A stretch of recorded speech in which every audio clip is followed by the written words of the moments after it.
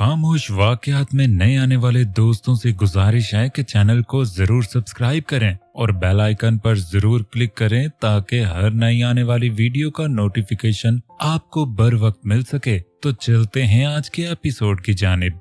भाई भाई, school uniform में वो तकरीबन 16 साल लड़की जो मुसलसल चिल्लाते हुए अपने भाई को पुकार रही थी।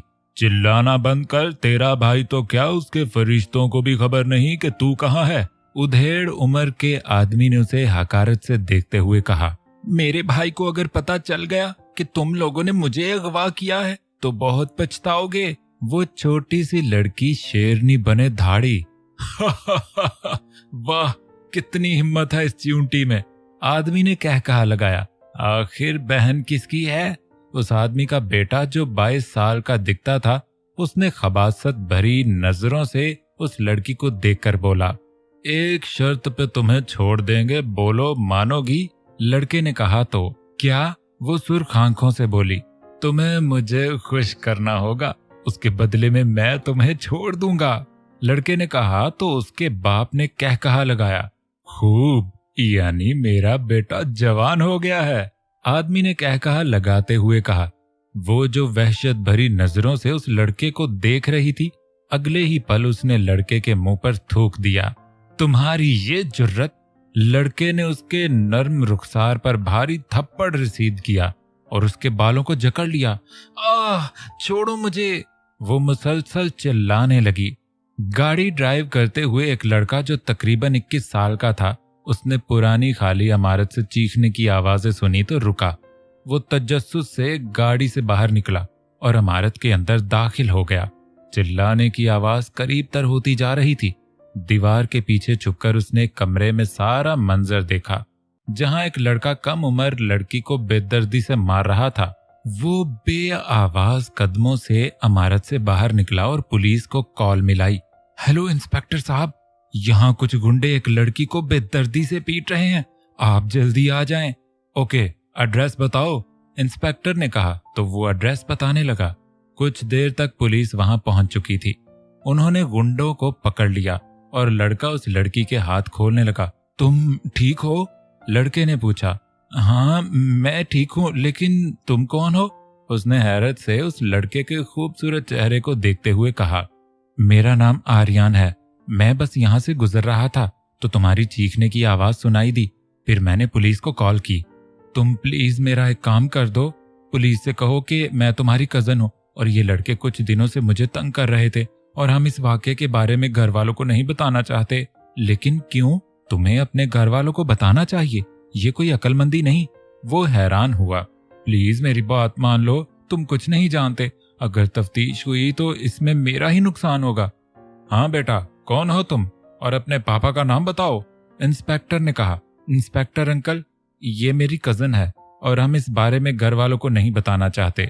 ये गुंडे रोज इसे रास्ते में तंग करते थे और आज इसे अगवा कर लिया, लेकिन अब आपने इनको अरेस्ट कर लिया है, इसलिए हमें अब कोई मसला नहीं होगा। लेकिन बेटा, घर वालों को ना बताना गलत बात है, प्लीज अंकल मान जाएं, नहीं तो उन्होंने मेरी स्टडी रोक देनी है, प्लीज। लड़की हाथ जोड़ते हुए बोली, ठीक है बेटा, ये बात है तो बात आगे नहीं बढ़ाते, लेकिन आइंदा ख्याल करना कभी भी अकेले स्कूल नहीं जाना। Okay? Okay uncle, thank you. इन दोनों ने कहा तो वो उसे लिए अपनी गाड़ी में बैठा। थैंक यू, मैं तुम्हारा ये एहसान कभी नहीं भूलूंगी, वो मुस्कुराते हुए बोली। कोई बात नहीं, मैंने वही किया जो मुझे करना चाहिए था, बस मुझे यहीं उतार दो। लेकिन क्यों, तुम अकेली हो, घर कैसे जाओगी? मुझे बताओ, मैं छोड़ आता हूँ। नहीं, मैं चली जाऊंगी, मेरा घर ज्यादा दूर नहीं है, बस गाड़ी रोक दो। आर्यन हैरान हुआ, सड़क के आसपास तो कोई घर ना था, लेकिन उसके कहने पर गाड़ी रोक दी। थैंक्स अगेन, वो कहती हुई गाड़ी से बाहर निकली। सुनो, तुमने मेरा नाम तो पूछा ही नहीं। वो गाड़ी की विंडो में झुकी। ओह सॉरी, अब बताओ क्या नाम है? आर्यन शर्मिंदगी से बोला। I am Era, nice to meet you, उम्मीद है कि हमारी फिर मुलाकात होगी। उसने विंडो से हाथ अंदर किया जिसे आर्यन थाम गया। आर्यन, उठ जाओ, कब तक सोगे बेटा? महावीरा खिड़की से पर्दा हटाती हुई आर्यन को जगा रही थी। मॉम, अभी मुझे और सोना है। धीमी सी आवाज के साथ वो गनूदगी में बोला था। तुम्हें पता है ना आज तुमने 12 बजे एयरपोर्ट जाना है।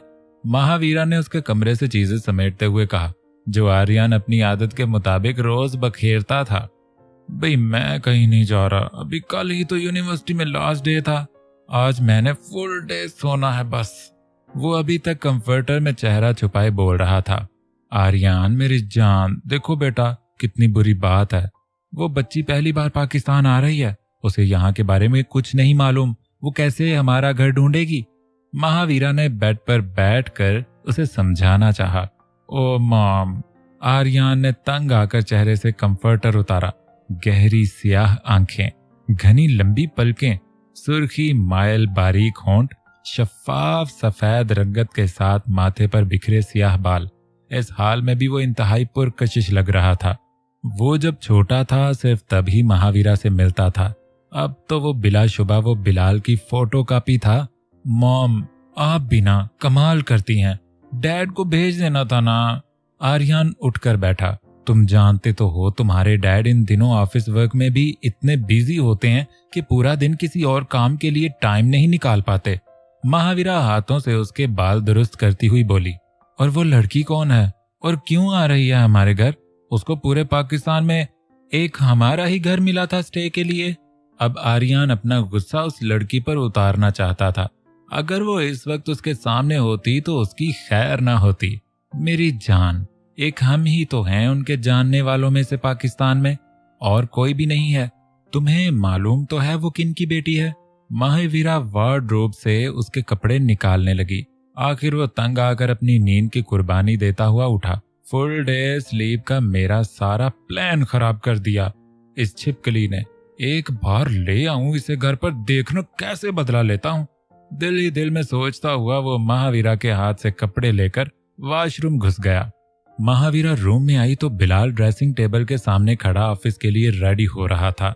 जगा दिया हमारे लाडले को, वो महावीरा के करीब आकर बोला। वो आज भी वैसा ही था, बस थोड़ा सा बदला था। चेहरा थोड़ा झुर्रियों ज़दा हो गया था और सफेद रंगत में कदरे फर्क आ गया था। काम की वजह से आंखों के गिर्द मध्यम से हल्के पड़ गए थे और होंठ खुश्क और स्याही माइल हो चुके थे।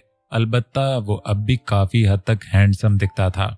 जी जगा दिया, बहुत मुश्किल से उठाया आपका लाडला, उठने का नाम ही नहीं ले रहा था। जिद्दी तो होगा ही, आखिर बेटा किसका है? उसने महावीरा को छेड़ा।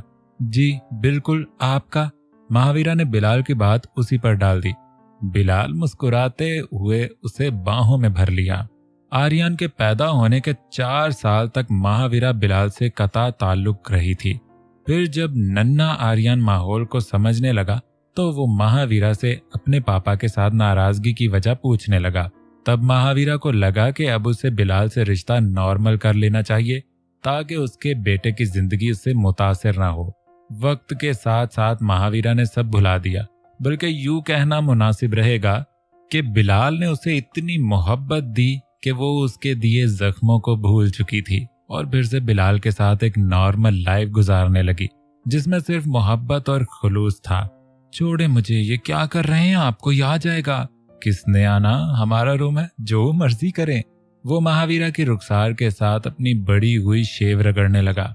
उफ बिलाल, क्या कर रहे हैं आप? आपको पता है ये मुझे चुभती है फिर भी। वो मुंह बसोरते हुए बोली तो बिलाल के चेहरे पर मुस्कुराहट बिखरी। ओके, नाश्ता लगाओ, आज ऑफिस जल्दी जाना है। उसने महावीरा की पेशानी पर लब रखते हुए उसे नीचे उतारा। नाश्ता लगा हुआ है, आपको बुलाने के लिए ही आई थी। वो दोनों कमरे से बाहर निकल गए। यूनी के गेट पर ब्लैक कलर की गाड़ी ने ब्रेक लगाई तो दरवाजा खोलकर उसने ब्लैक हाई हील वाला पांव जमीन पर रखा। लीजा आहिल खानजादी। वो गाड़ी से बाहर निकलकर खड़ी हुई, ब्लैक पैंट के ऊपर ब्लू शर्ट पहने जो उसके घुटनों तक आती थी। उसने ब्लैक ग्लासेस हटाए तो नीली मगरूर आंखें मंजरे आम पर आईं। उसकी दूधिया रंगत सूरज की रोशनी में चमक उठी थी। हाय लीजा।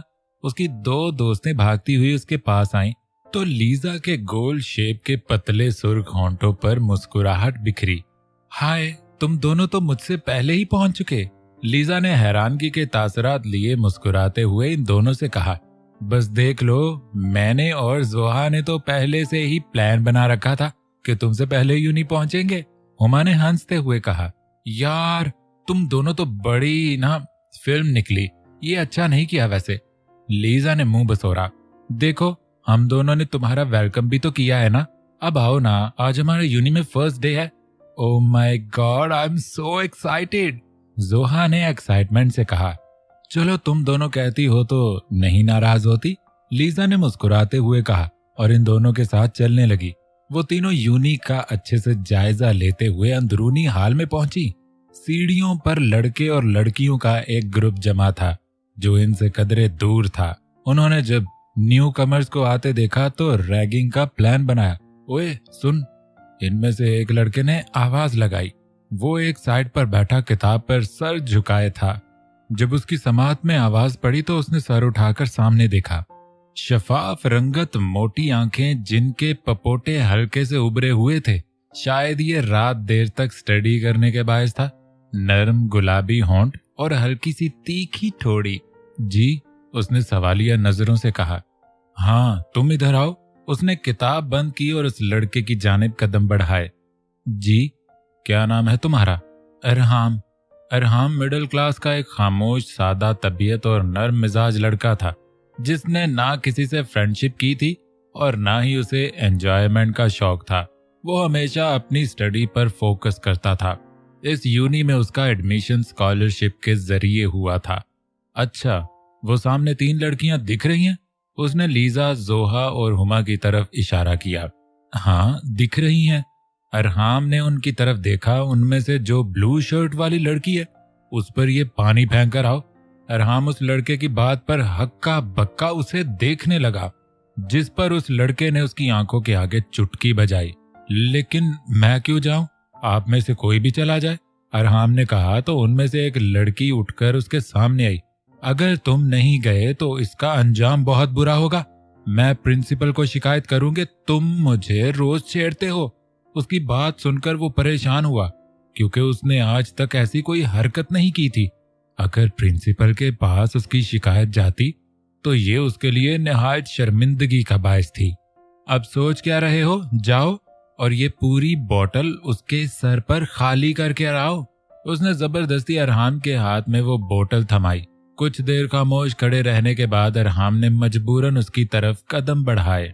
आर्यन ब्लैक 3 पीस पहने, आंखों पे ब्लैक सन ग्लासेस लगाए, गाड़ी से उतरता हुआ एयरपोर्ट में दाखिल हुआ। आस पास देखता हुआ वो उस लड़की का बहुत गुस्से में इंतजार कर रहा था, जिसकी वजह से उसका फुल डे स्लीप का प्लान चौपट हुआ। कहाँ रह गई ये छिपकली? उसने गुस्से से खुद कलामी की। तभी उसकी नजर एक लड़की पर आकर ठहर गई। White pant, blue T shirt, yellow long shoes, सुनहरी बालों की ऊंची पोनी। वो हाई हील से टिक टॉक करती हुई आर्यन के पास आई। अब आर्यन ने उसे नजदीक से देखा था। गोल फेस, खूबसूरत आंखें, तीखी नाक, गोल शेप के होंठ, हल्की तीखी ठोड़ी। बिलाशुबा वो आर्यन का दिल धड़कने पर मजबूर कर रही थी, मगर वो हैरान हुआ कि वो उसके पास आकर क्यों खड़ी है। जी, आर्यन ने सवालिया नजरों के साथ कहा। Are you Aryan Khanzada? उस लड़की ने इंग्लिश में पूछा, जिसे वो उर्दू बोलना बहुत कम जानती थी। Yes I am, but who are you? अब पूछने की बारी आर्यन की थी। I am Alia Hamdani. My God, ये छिपकली इतनी ब्यूटीफुल होगी, मैं तो सोचा भी नहीं था। आर्यन जेरे लब बड़बड़ाया। कुछ कहा आपने? अलाया अंग्रेजी लहजे में बोली। हाँ कुछ नहीं, गाड़ी में बैठे। आर्यन दांत पीसता हुआ गाड़ी की तरफ बढ़ा। अलाया उसके रवैये पर हैरान हुई, मगर खामोशी से उसके पीछे चल दी। वो दोनों गाड़ी में बैठे। आर्यन ने गाड़ी स्टार्ट की और अलाया विंडो से इस्लामाबाद की हवाएं लेने लगी। लीजा, जोहा और हुमा से बातों में मसरूफ थी जब अरहाम ने उसे पुकारा। Excuse me? जी। लीजा ने अपना रुख उसकी तरफ किया। अगले ही पल वो बिना कुछ कहे लीजा के सर पर पानी की बोतल खाली करने लगा और लीजा सख्ते की हालत में अपने ऊपर गिरते पानी को देख रही थी। जोहा और हुमा का भी यही हाल था। अपना काम मुकम्मल के बाद अरहाम मुड़ने लगा जब लीजा ने उसे कंधे से पकड़कर उसका रुख अपनी तरफ किया। चटाख! एक जोरदार थप्पड़ की गूंज ने आसपास के स्टूडेंट्स की तवज्जो खींची। यू इडियट, तुम्हारी हिम्मत कैसी हुई मेरे साथ ऐसा करने की? उसने रहाम की गर्दन को नोच लिया। ये मंजर देखकर जोहा और हुमा ने जल्दी से लीजा को उससे दूर किया। लीजा, रिलैक्स हो जाओ, हुमा ने परेशानी से कहा। कैसे रिलैक्स हो जाऊं? देखो इस इडियट ने मेरे साथ क्या किया, वो गुस्से से चीखती हुई बोली। रहाम शर्मिंदगी से नजरें झुकाए खड़ा था। लीजा का ये रिएक्शन गलत ना था, इस बात को वो जानता था। वो दोनों उसे पकड़े वॉशरूम की तरफ ले गईं और रहाम हाल से बाहर निकल गया। इधर लड़के और लड़कियों का ग्रुप हंस हंस कर पागल हो रहा था। मैं बता रही हूँ मम, मैं इस लड़के को छोड़ूंगी नहीं, लीजा टिश्यू से अपने कपड़े साफ करती हुई बोली। लीजा, मुझे नहीं लगता कि वो लड़का अपनी मर्जी से आया था, जोहा ने कहा। क्या मतलब है तुम्हारा? हुमा ने पूछा। यार, तुमने देखा नहीं था? उसके चेहरे पर परेशानी थी, जैसे वो डर रहा था। उसे जरूर किसी और ने भेजा होगा। और वो गर्ल्स बॉयज का ग्रुप कैसे हंस रहा था? हो सकता है उनका काम हो ये। तो मैं क्या करूं? मैं बदला इसी से लूंगी जिसने मेरा ये हाल किया है, लीजा गुस्से से बोली। अच्छा यार, प्लीज तुम फिलहाल के लिए रिलैक्स हो जाओ, जोहा ने परेशानी से कहा। जायशा किचन में खड़ी गाजर का हलवा बना रही थी जब आहिल ने उसे पीछे से अपने हिसार में लिया। वो घबराई नहीं थी। आहिल की बेबाकियों को बर्दाश्त करने की उसे आदत हो गई थी। वो ना आओ देखता था ना ताओ। जब उसका दिल करता यूं ही जायशा को अपने हिसार में ले लेता। आहिल के प्यार में जर्रा बराबर भी कमी ना आई थी। हर दिन जायशा को आहिल का प्यार बढ़ता हुआ महसूस होता। आज आप जल्दी आ गए ऑफिस से? जायशा ने हलवे में चम्मच हिलाते हुए कहा। हाँ, तुम्हारी याद बहुत सता रही थी, बस फिर सब छोड़ छाड़ कर चलाया। उसने जायशा का रुख अपनी तरफ करके उसकी पेशानी पर लब रखे। आपकी शहजादियां आने वाली हैं? वो आहिल की नजरों में भरा खुमार देखकर बोली। अभी आई तो नहीं ना, तब के लिए। वो आगे बढ़ने ही लगा था जब गेट पर हॉर्न सुनाई दिया। लो, आ गई आपकी लाडली औलाद, हमेशा ऐन वक्त पर ही टपकते हैं, आहिल ने मुंह बसोरते हुए कहा तो जायशा ने अपनी हंसी दबाई। मामा! वो भागती हुई जायशा के पास आई और उसके दोनों रुखसारों को प्यार से बारी बारी चूमने लगी। वो 18 साल की थी, नीली आंखों जो उसे विरासत में मिली थी, पर आई साइड बड़े और गोल शेप ग्लासेस लगाए, छोटी सी नाक, छोटा सा फेस, बॉयज हेयर कट जो उसने महावीरा की पुरानी तस्वीर देखकर और उसकी बहादुरी के किस्सों से मुतासर होकर रखा था।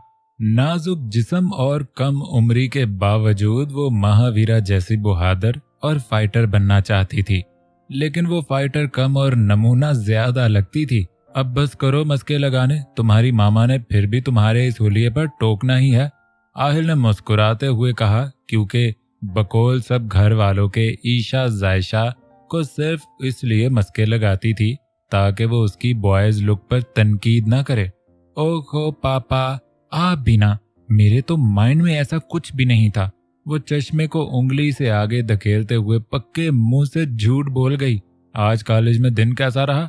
जायशा ने ईशा से पूछा। बहुत ही अच्छा था मामा, बस जल्दी से एग्जाम्स हो जाएं, मुझे यूनी जाने का बहुत शौक है। पहले एफएससी तो कंप्लीट कर लो, फिर चली जाना यूनी भी, जायशा ने कहा। वो भी हो जाएगी मामा। और आप गाजर का हलवा बना रही हैं, वाओ, बहुत अच्छी खुशबू आ रही है। अच्छा, बातें कम करो, तैयारी पकड़ो, आज हमें तुम्हारी फूफो के घर जाना है। आहिल की बात सुनते ही ईशा की बत्तीसी बाहर निकली। क्या सच में आज हम फू के घर जा रहे हैं? वो खुशी से उछलने लगी। बुरी बात ईशा, कितनी बार कहा है फूफो बोला करो, ये तुमने फू ना जाने कहां से सुन लिया है, जायशा ने उसे टोका। ओहो मामा, ये शॉर्टकट का जमाना है। अब देखें, अगर मैं फूफो बोलूंगी तो मेरे 2 सेकंड जाया होंगे, अगर मैं 1 सेकंड में फू बोलूंगी तो दूसरे सेकंड में मैं सांस लूंगी। वक्त की कदर करना सीखे मामा, गया वक्त हाथ नहीं आता। वो मोटी मोटी नीली आंखों को फैलाती हुई जायशा को समझा रही थी, जिस पर जायशा ने अपना माथा पीटा। वैसे जितना मर्जी बोल ले ये लड़की, लेकिन एक फुफ्फो पे आकर तुम्हें वक्त की कदर याद आ जाती है। जाओ जल्दी, अब तैयारी करो। ओके मामा, मैं अभी आई। वो भागती हुई अपने रूम में चली गई। गाड़ी व्हाइट हाउस के बाहर आकर रुकी। आर्यन ने हॉर्न बजाया तो ड्राइवर ने जल्दी से गेट खोला और गाड़ी अंदर दाखिल हुई। महावीरा घर के अंदरूनी हिस्से पर खड़ी थी जब अलाया गाड़ी से निकलकर उनकी तरफ बढ़ी। हाय आंट। अलाया, माशा अल्लाह, तुम तो रियल में वीडियो कॉल से भी ज्यादा खूबसूरत हो। महावीरा ने उसे गले से लगाया। Aunt, and have you ever looked in the mirror? You are more beautiful than me. Oh, अब कहाँ मेरी जवानी के दिन गुजर गए, अब तो तुम लोगों के दिन हैं, महावीरा ने हंसते हुए कहा। आर्यन दो औरतों की बातों से बचने के लिए चुप करके वहां से खिसककर अपने रूम की जानिब चल दिया। आओ, अंदर आओ। महावीरा उसे पकड़ते हुए अंदर ले आई। फहमीदा, ऊपर वाले कमरे में अलाया का सामान रख दो। जी बेगम साहबा, अभी रखती हूँ, फहमीदा ने जवाब दिया। और तुम्हारे पेरेंट्स कैसे हैं? वो दोनों सोफे पर बैठे। अल्लाह का करम है आंट, आप बताएं अंकल कैसे हैं? उसकी अंग्रेजी लहजे में मीठी सी उर्दू महावीरा को बहुत अच्छी लग रही थी। वो भी बिल्कुल ठीक हैं। आजकल ऑफिस में थोड़ा ज्यादा काम होता है, इसलिए शाम को लेट आते हैं, लेकिन आज कह रहे थे कि जल्दी आ जाएंगे, तुम जो आने वाली थी। फहमीदा ने ट्रे टेबल पर रखी तो महावीरा ने जूस का ग्लास उठाकर उसे पकड़ाया। फहमीदा, खाना टेबल पर लगाओ। Aunt, I am not hungry yet. Lunch का टाइम तो हो गया है, खा लेती तो अच्छा होता, महावीरा ने कहा। नो आंट, मैं बस डिनर करूंगी, ट्रैवल की वजह से अभी तो कुछ खाने को दिल नहीं कर रहा। ठीक है, तुम अभी रेस्ट करो। फहमीदा, अलाया को कमरे में ले जाओ। फहमीदा पास आकर खड़ी हुई तो अलाया उसके साथ चल दी। ऊपर वाले फ्लोर में पहला कमरा जो सबसे बड़ा और अच्छा था वो आर्यन का था। अलाया आसपास घर को देख रही थी जब उसे मालूम ही ना हुआ कि फहमीदा कौन से कमरे में दाखिल हो गई। अब वो इस कश्मकश में थी कि क्या करे। वो अंदाजे से सामने वाले कमरे की जानिब चल दी। दरवाजा खोलकर वो अंदर दाखिल हुई, लेकिन यहाँ फहमीदा तो ना थी। वो वापस मुड़ने ही लगी थी जब वॉशरूम का दरवाजा खुला और आर्यन फ्रेश होकर शर्टलेस बाहर निकला। बेदाग सफेद जिस्म, चौड़ा सीना, सिक्स पैक बनाए हुए उसके जिस्म से पानी के कतरे टपक रहे थे। अचानक ये सब हो जाने पर अलाया हैरत से उसकी बॉडी की तरफ देख रही थी। जब वो बोला, डू यू नीड समथिंग? तो कैसी लगी सीजन 2 की एपिसोड नंबर 1? उम्मीद है आपको पसंद आई होगी। कमेंट बॉक्स में जरूर अपनी राय दीजिएगा और प्लीज ज्यादा से ज्यादा लाइक्स तो किया करें वीडियो को। जिन्होंने कमेंट्स नहीं भी करने होते, अरे शर्मीलो, लाइक तो कर दिया करो। कोई भी तुम्हारे लाइक को नहीं देखने वाला, घुल मिल जाएंगे ज्यादा से लाइक्स के अंदर।